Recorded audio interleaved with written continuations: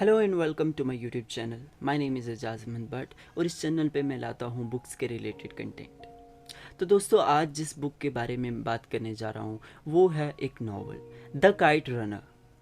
The kite runner लिखी गई थी खालिद हुसैनी के द्वारा, जो एक अफ़गानी अमेरिकन राइटर हैं। नॉवल की शुरुआत कुछ ऐसे होती है कि आमिर, जो मेन प्रोटैगनिस्ट है इस नॉवल का, वो कुछ 26 साल पहले बीती हुई याद करता है। उसे याद आता है कि काबुल में उसका बहुत ही एक सुंदर घर था। उसके बाबा थे, रहीम खान थे, अली और हसन थे। और हसन जो उसका सबसे प्यारा दोस्त था, जिसके साथ वो पतंग उड़ाया करता था, जिसके साथ वो अनार के पेड़ों के नीचे मस्ती किया करता था, गलियों और चौबारों में दौड़ा करता था और अपनी गुलेल के साथ खूब लोगों की पिटाई किया करता था। तो दोस्तों, ये सब बातें आमिर को इसलिए याद आती हैं क्योंकि वो अब एक इमिग्रेंट है कैलिफोर्निया में। वो एक अमेरिकन इमिग्रेंट है, जिसे ये सब याद आता है क्योंकि वेस्टर्न सिविलाइजेशन या वेस्टर्न सोसाइटी एशिया की तरह नहीं है। वहाँ लोग अपने काम से मतलब रखते हैं। वहाँ इमिग्रेंट्स के साथ इतना यानी मेल मुटाव नहीं होता है। वहाँ जो वेस्टर्न लोग हैं वो वेस्टर्न स्पेसिफिक पार्ट्स में रहते हैं। जो अफ़गानी हैं, जो इमिग्रेंट अफ़गानीज हैं, वो एक स्पेसिफिक पार्ट में रहते हैं। तो आमिर कुछ याद करता है 26 साल पहले की कहानी, जब वो एक लड़का था। तो उसे याद आते हैं हसन के साथ वो गलियों में घूमना, वो पतंगे लूटना और वो उसका बहुत ही आलीशान घर जहाँ नौकर चाकर हुआ करते थे। तो वो याद करता है कि कैसे वो सब गलियों में घूमा करते थे, कैसे वो एक इंसिडेंट उसकी लाइफ में हुआ जिसने उसकी पूरी ज़िंदगी झंझोड़ के रख दी। तो दोस्तों, मैं आपको बता दूं कि जब मैंने ये नावल पढ़ी थी तो मैं एक हफ्ता ओवरकम नहीं कर पाया था। जी हाँ, ये बात सच है कि ऑलमोस्ट मैं एक हफ्ता इस नावल से ओवरकम नहीं कर पाया था, और जितने बुक क्रिटिक्स हैं उन सबका भी यही कहना है। तो दोस्तों, मैं आज ये बुक आपको क्यों रिकमेंड कर रहा हूँ, क्योंकि ये बुक सिर्फ एक बुक नहीं है, बल्कि ये बुक आपकी साइकोलॉजिकल डेवलपमेंट करेगी। ये बुक आपकी व्यू ऑफ पॉइंट चेंज कर देगी। आप किस तरह से जिंदगी के नज़रियों को देखते हैं वो चेंज कर देगी। और वार और कन्फ्लिक्ट क्या है अगर आपको नहीं पता, तो ये बुक ज़रूर आपको बहुत बहुत आगे तक की नॉलेज देगी। और ख़ासकर इस टाइम पे ये सब क्यों इम्पोर्टेंट है, क्योंकि अफ़गानिस्तान में बिल्कुल सिमिलर इंसिडेंट्स हैं, बिल्कुल सिमिलर सिचुएशंस है, बिल्कुल सिमिलर माइग्रेशंस हो रही हैं। खासकर अगर आपने वो अमेरिकन प्लेन आपको अगर याद हो, जिसके ऊपर से अफ़गानी पीपल जो हैं, अफ़गानी नेटिव पीपल जो गिर रहे थे, बहुत चाव से कुछ लोगों ने देखी होगी, बहुत हॉरिबल इंसिडेंट कुछ लोगों को लगे होंगे। बिल्कुल सिमिलर केसेस हैं इस बुक में भी। तो दोस्तों, ये कहानी की शुरुआत वही 26 साल पहले होती है, जब आमिर को ये याद आता है कि कैसे वो एक लड़का था। और उसे याद आता है कि जब पहली विंटर्स फॉल हुई थी, 26 साल पहले की जब विंटर्स फॉल हुई थी, तो कैसे वो हसन के साथ बहुत मस्ती करता था। और एक दिन वो जब उसी अनार के पेड़ के, जो एक टीले पे था, तो वो अनार के पेड़ के नीचे गया, जहां उसे वो 3 लड़के मिले, जिनका लीडर आसिफ था। तो आसिफ ने जब, क्योंकि हसन, मैं आपको बताता चलूं कि हसन एक हज़ारा कम्युनिटी का लड़का था और आमिर एक पश्तून था, जबकि आसिफ भी एक पश्तून था। तो अफ़गानिस्तान में ये हमेशा से कन्फ्लिक्ट रहा है, जो पश्तून और हज़ारा थे वो कभी भी मिक्स नहीं रहे, क्योंकि पश्तून एज अ मेजॉरिटी उन पे हमेशा कन्फ्लिक्ट करते रहे, उनके ऊपर हमेशा बर्बरियत करते रहे। तो अब ये जो आसिफ है, क्योंकि वो नाजिज्म का फॉलोवर था, क्योंकि वो हिटलर से इंस्पिरेशन लेता था, तो वो बहुत साफ साफ कहता है हसन को कि एक दिन ऐसा होगा कि वो उनका नामो निशान मिटा देंगे। तो वो जब हसन की ओर बढ़ता है तो आमिर उसको कन्फ्रंट करने की कोशिश करता है, चूँकि हमें पता है कि आमिर कमज़ोर भी है और वो डरपोक भी है। तो हसन बहुत ही बहादुरी से अपनी गुलेल तान लेता है। तो जब वो गुलेल से आसिफ की ओर पत्थर फेंकता है, तो आसिफ बहुत ही डरपोक होता है। हालांकि वो बॉडी, अगर आप उसका बॉडी स्ट्रक्चर पढ़ें, अगर आप उसके यानी फिजिकल एट्रीब्यूट्स को देखें, तो वो काफ़ी हमें बल्कि दिखाया गया है, काफ़ी बुलिंग गाय दिखाया गया है। बट वो डर जाता है हसन की गुलेल से। तो क्या होता है जब विंटर्स फॉल होती हैं तो बहुत आलीशान, जो कि बहुत फेमस है अफगानिस्तान में, काइट टूर्नामेंट आता है। अब चूंकि बाबा जो कि आमिर के फादर हैं, वो काफ़ी जाने माने एक पर्सन हैं, उनके चर्चे बहुत दूर दूर तक होते हैं, वो एक काफ़ी मोरल पर्सन है। तो लोग उनके घर आते हैं। अब हर शाम उनके घर में मजमे होते हैं, शराब पी जाती है, सेलिब्रेशंस होते हैं, काफ़ी पॉलिटिकल बातें की जाती हैं। तो इसी दौरान अब क्या होता है कि जो आमिर है वो अपने बाबा के पास जाता है और बाबा उसे कहते हैं कि मैं चाहता हूं कि ये काइट टूर्नामेंट तुम ही जीतो। इसकी वजह से आमिर को काफ़ी इंस्पिरेशन मिलती है और वो कड़ी मेहनत करता है इस कंपटीशन को जीतने की।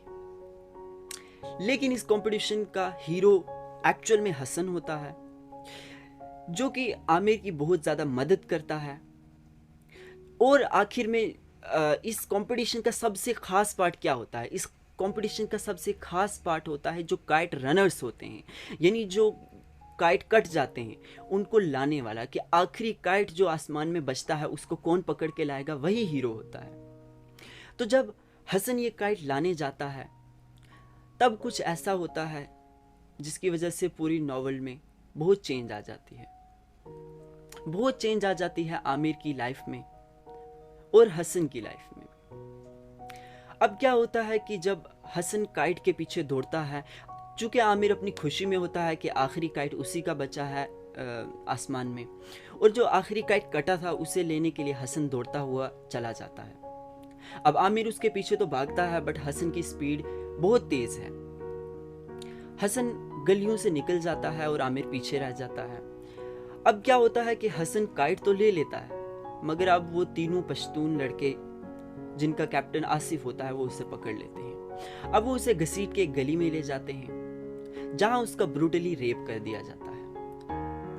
अब जो आमिर है वो लोगों को पूछता पूछता पहुंच जाता है उस गली तक जहां पे हसन का रेप हुआ है, और वो देख भी लेता है मगर वो कुछ नहीं कर पाता। उसके पांव जो है वो सुन्न पड़ जाते हैं, वो दंग रह जाता है क्योंकि उसने लाइफ में इतना बिजार इंसिडेंट नहीं देखा है। अब क्योंकि वो अब कुछ कर नहीं पाता, क्योंकि वो साइकोलॉजिकली स्टन हो जाता है, और चूंकि हम अब उससे ज़्यादा एक्सपेक्ट नहीं कर पाते हैं क्योंकि वो एक लड़का होता है जिसकी उम्र काफ़ी कम होती है, और इसके बजाय अगर आप आसिफ को देखें उसकी उम्र भी ज़्यादा है और उसका बॉडी स्ट्रक्चर भी बहुत ज़्यादा है। तो आमिर अब भागता हुआ घर की ओर चला जाता है और वो ऐसे बिहेव करता है जैसे उसने कुछ नहीं देखा। तो अब हसन जब वो काइट लेके घर आता है, अब चूंकि उसके हाथ में काइट होता है तो आमिर को खुश होना चाहिए कि आखिरी काइट उसी का हुआ। लेकिन आमिर ज़्यादा उत्साहित नहीं है क्योंकि साइकोलॉजिकली इनरली उसे वो बात खाई जा रही है कि उसने जो देखा और वो कुछ कर नहीं पाया, क्योंकि हसन उस जिंदगी की हर मुश्किल में हसन उसके साथ था। तो दोस्तों अब ऐसा होता है कि हसन जब उसे काइट देता है तो आमिर खुश नहीं होता, तो हसन उसे पूछता है कि आमिर जान ऐसा क्या हुआ है। तो आमिर डिनाई कर देता है बताने से और वहाँ से वो चला जाता है। तो अब सब लोग आमिर की तारीफ़ें करते हैं, बाबा उसकी तारीफ़ें करते हैं। चूँकि आमिर हसन को हेट करता था इस रीज़न से कि बाबा हसन को प्यार देते हैं। अब हसन को बाबा बहुत ज़्यादा जो है अटेंशन नहीं दे रहे हैं, वो आमिर को अटेंशन दे रहे हैं क्योंकि इस साल का वो विंटर चैम्पियन रहा है kite runner, as a kite runner. तो बाबा अब उसको प्यार दे रहे हैं और वो बाबा के साथ काफ़ी बॉन्डिंग में मतलब वो उसकी बॉन्डिंग बाबा के साथ बढ़ रही है। अब धीरे धीरे ऐसा होता है कि वो बहुत ही कोल्ड बिहेवियर दिखाता है हसन की ओर। तो हसन अब ये सब उसे समझ नहीं आ रहा है कि आमिर ये सब क्यों कर रहा है। तो अब एक दिन ऐसा होता है कि आमिर को जब वॉच मिलती है उसके बर्थडे पे, एक स्पेशल वॉच मिलती है उसके बाबा की तरफ से। तो आमिर क्या करता है कि ये वॉच जाके हसन के घर में यानी उसके कॉटेज में छुपा देता है, जो एक सर्वेंट क्वार्टर होता है, उसके गद्दे के नीचे छुपा देता है। और फिर वो बाबा को कहता है कि हसन ने मेरी वॉच चोरी की है। अब जब ये बाबा ये बात हसन से पूछते हैं क्या तुमने ये वॉच चोरी की है या नहीं। तो हसन एक्सेप्ट कर लेता है कि ये वॉच मैंने चोरी की है, क्योंकि वो नहीं चाहता है कि अगर वो सच बता दे और आमिर को उसकी वजह से डांट पड़े या बाबा और उसके रिलेशन बिगड़ जाए। और इसी पे अली जो हसन का फादर है वो नाराज हो जाता है और वो सर्वेंट हाउस छोड़ने की बात करता है, जिस पे बाबा काफ़ी गुस्सा होते हैं और वो अली को समझाते हैं कि जो बच्चों की बात है उसमें जो बड़े हैं उनको ज़्यादा हीड नहीं पे करनी चाहिए। लेकिन अली ये बात नहीं मानता है, क्योंकि वो कहता है कि अब बहुत हो चुकी हमारी बेइज्जती, अब हम इस घर में नहीं रहेंगे। अली और हसन वहाँ से मूव आउट कर जाते हैं। अब आमिर को अब खुश होना चाहिए कि उसके और बाबा अब वो दोनों अकेले हैं और उनके रिलेशन काफ़ी पॉजिटिवली ग्रो होंगे, मगर ऐसा अनफॉर्चुनेटली नहीं होता है। बाबा जो है वो हर टाइम हसन की सोच में रहते हैं, हर टाइम उसे याद करते रहते हैं और आमिर की ज़िंदगी भी अब कुछ ज़्यादा खास नहीं रही है। अब ये नॉवल टर्न लेता है 1981 में, काफ़ी सालों बाद, जब अफ़गानिस्तान अब वही अफ़गानिस्तान नहीं रहा है।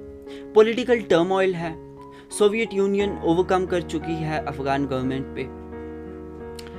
अब ऐसा होता है कि एक दिन जब बहुत ज़्यादा वायलेंस हो रहा होता है और बाबा जान को अपना घर लीव करना होता है। अब उनको इतना ज़्यादा पॉलिटिकल प्रोपोगंडा चल रहा है अफ़गानिस्तान में, बहुत ज़्यादा तालिबान की मूवमेंट हो रही है, जिसकी वजह से बाबा जान और आमिर जान को वहाँ से अब पाकिस्तान मूव करना है, क्योंकि अब ट्रांसपोर्ट फैसिलिटीज़ नहीं हैं, कम्युनिकेशंस क्रैश कर चुके हैं। अब वो क्या करते हैं कि एक टैंकर में घुसते हैं जहाँ पे बहुत सारे इमिग्रेंट्स होते हैं जो कि पाकिस्तान मूव कर रहे होते हैं।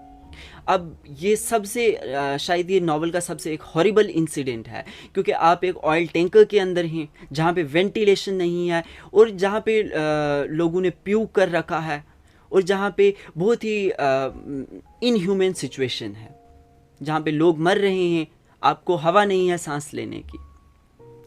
तो ये काफ़ी बिज़ार इंसिडेंट है। जब ये माइग्रेंट्स ट्रैवल कर रहे होते हैं तो जो इनकी ज़िम्मेवारी लेता है इनको पाकिस्तान पहुंचाने की, वो इनको एक्चुअली में इनको स्मगल करने की कोशिश करता है तालिबान्स को, क्योंकि वो इनको एक स्ट्रक्चर में रखता है जो एक ब्रोकन स्ट्रक्चर होता है और ये इनको कहता है कि यहाँ आप सेफ हो।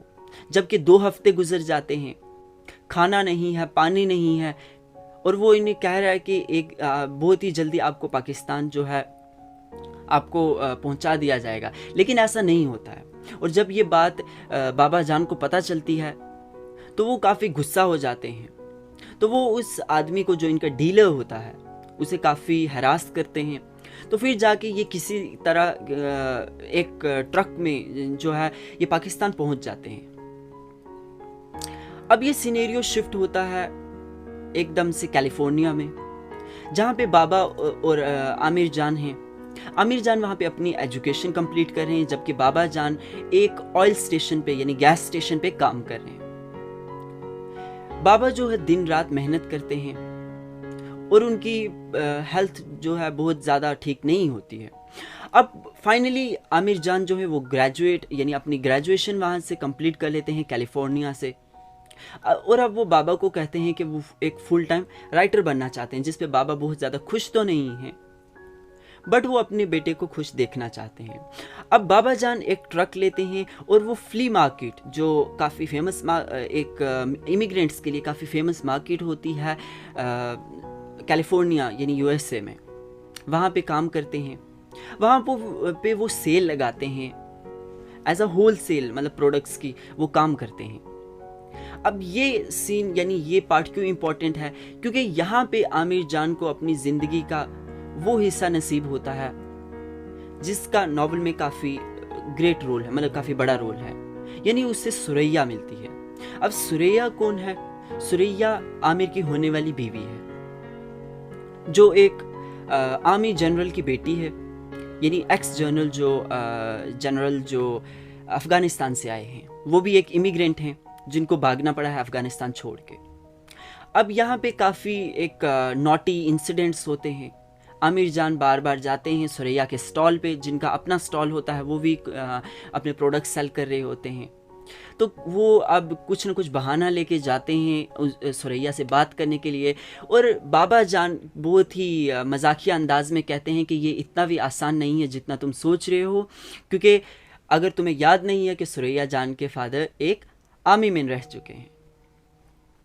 अब यहाँ पे क्या होता है कि एक दिन अचानक से बाबा की हालत काफ़ी ख़राब हो जाती है, उन्हें लंग कैंसर होता है, और जब उन्हें हॉस्पिटलाइज किया जाता है तो धीरे धीरे जब टाइम बढ़ता जाता है तो अब बाबा जान कहते हैं कि तुम दोनों को बहुत जल्दी शादी कर लेनी चाहिए, क्योंकि उनके पास अब टाइम बहुत कम है। तो आमिर और सुरैया बहुत जल्दी में शादी करते हैं। अब बाबा जान का जो कैंसर है वो उनके सर तक पहुंच चुका है, यानी उनके माइंड तक ब्रेन तक पहुंच चुका है। तो बाबा जान अब वो मर जाते हैं, और एक दिन अचानक से रहीम खान की कॉल आती है आमिर को। तो रहीम खान क्योंकि अब बहुत बूढ़े हो चुके हैं, क्योंकि वो सेम एज के हैं जिस एज के बाबा जान थे, तो रहीम खान कहते हैं आमिर को कि अब वो बहुत ही बूढ़े हो चुके हैं और ज़्यादा देर वो जिंदा नहीं रह पाएंगे, और उसे कहते हैं कि तुम्हें पाकिस्तान आना चाहिए, क्योंकि ज़िंदगी तुम्हें वो मौका दे रही है जो हर किसी को नहीं मिलता। ज़िंदगी में तुमने जो गुनाह किए हैं, शायद तुम्हें वो उसका हिसाब पूरा करने का एक मौका मिल रहा है, क्योंकि वो जो इंसिडेंट होता है जिसके लिए आमिर पूरी ज़िंदगी शेमफुल है, वो इंसिडेंट उसने किसी को नहीं बताया, बल्कि रहीम खान को सिर्फ वो इंसिडेंट पता है। अब आमिर जो है वो सुरैया से बात करता है, अपना सामान पैक करके वो पाकिस्तान आ जाता है, रहीम खान की खोज पाकिस्तान आ जाता है रहीम खान की खोज में। तो दोस्तों अब इसके आगे होगा पार्ट 2 में, तो बने रहिए हमारे साथ, और जाने से पहले चैनल को सब्सक्राइब कर दीजिए और बेल आइकन को ऑल पे क्लिक कर दें। Thank you.